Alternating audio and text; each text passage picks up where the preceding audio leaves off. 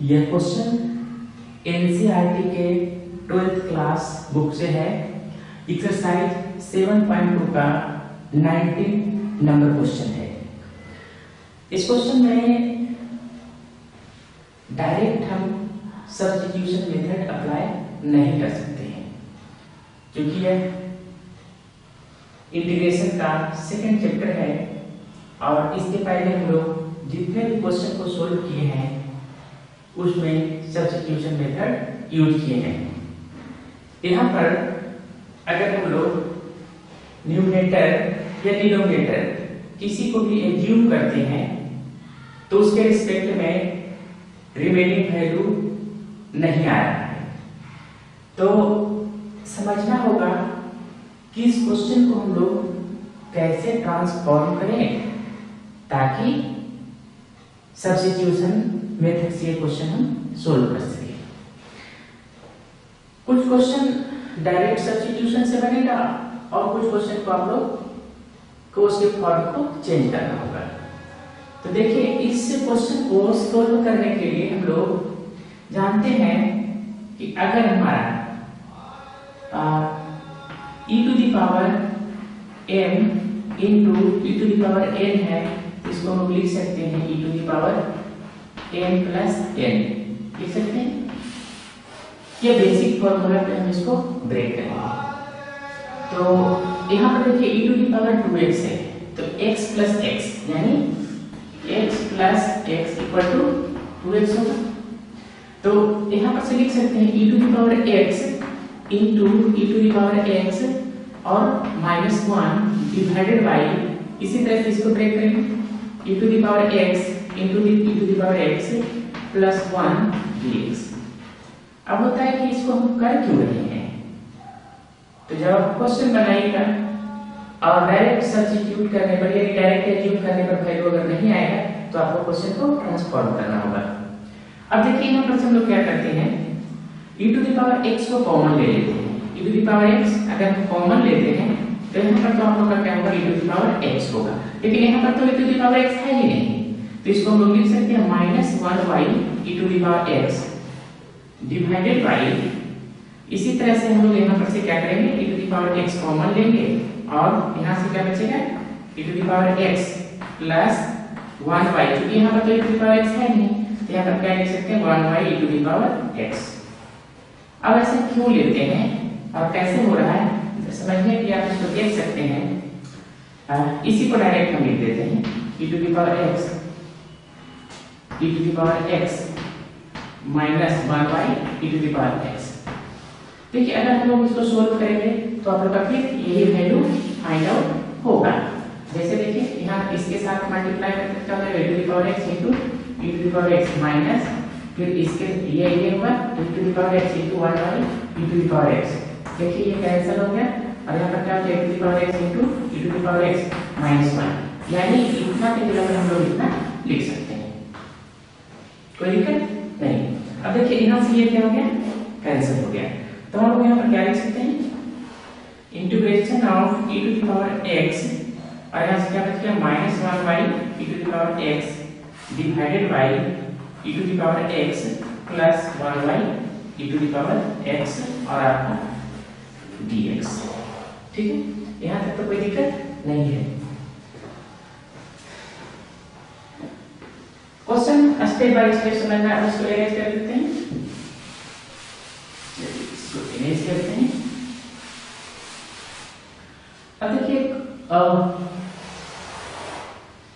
अब यहाँ पर से एक कंसेप्ट आएगा 1y x का पावर n, तो हम लिख सकते हैं x का पावर माइनस n, ये कंसेप्ट।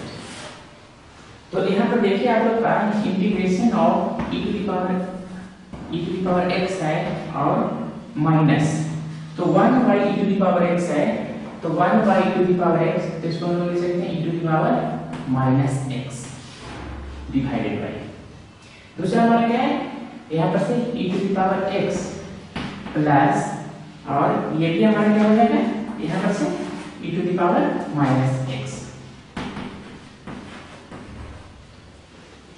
यानी ये क्वेश्चन हमारा ट्रांसफॉर्म होकर क्या हो गया, यहाँ पे आ गया। अब यहाँ पर हम देखते हैं कि एज्यूम करने से सेकेंड पार्ट यानी दूसरा पार्ट आ रहा है या नहीं आ रहा है।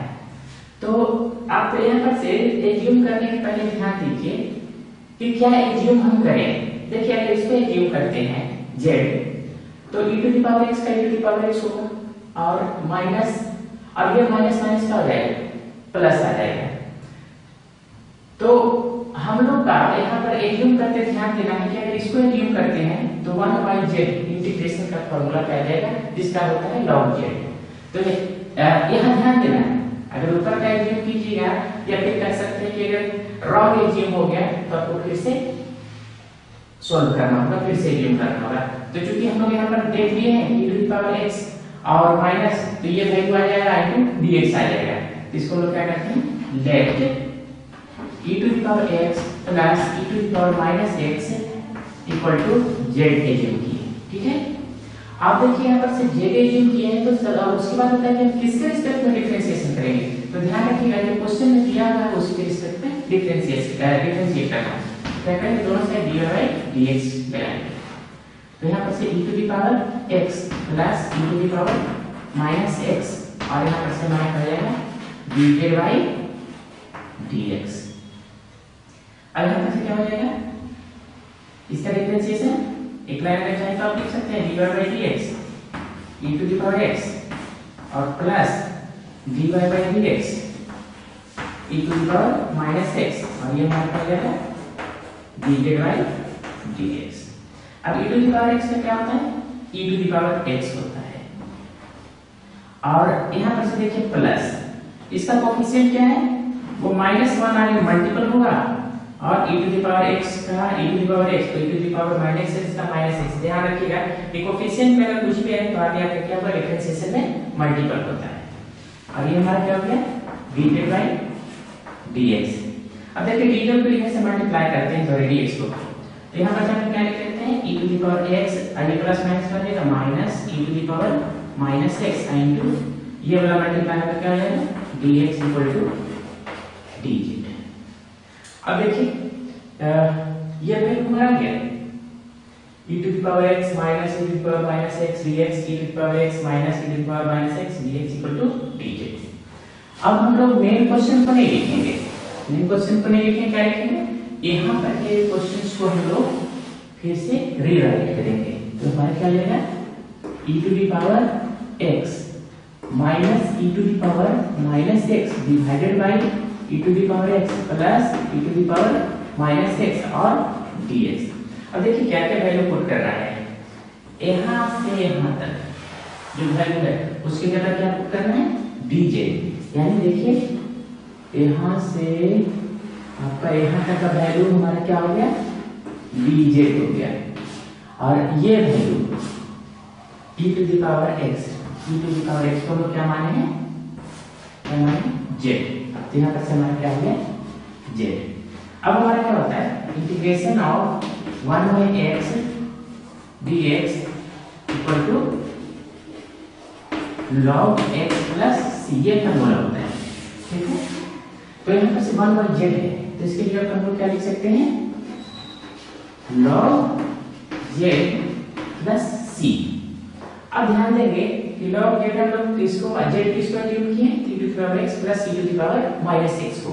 तो यहाँ पर हम लोग लिख सकते हैं log e to the power x, यहाँ पर ध्यान देंगे plus e to the power minus x plus c, जो आपका क्या होगा, फाइनल आंसर होगा इस क्वेश्चन का।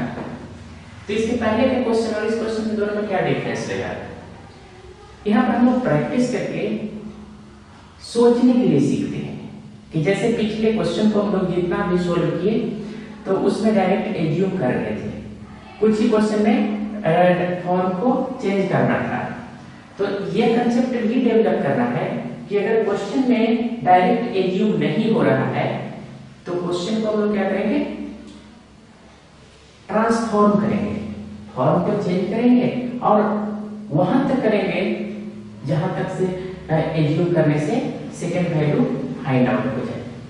तो ये कंसेप्ट आप लोग को कैसे डेवलप होगा, जब आप प्रैक्टिस कीजिएगा, क्वेश्चन बनाइएगा, एज्यूम करते समय क्वेश्चन नहीं एज्यूम होगा या सेकंड पार्ट्स नहीं आएगा।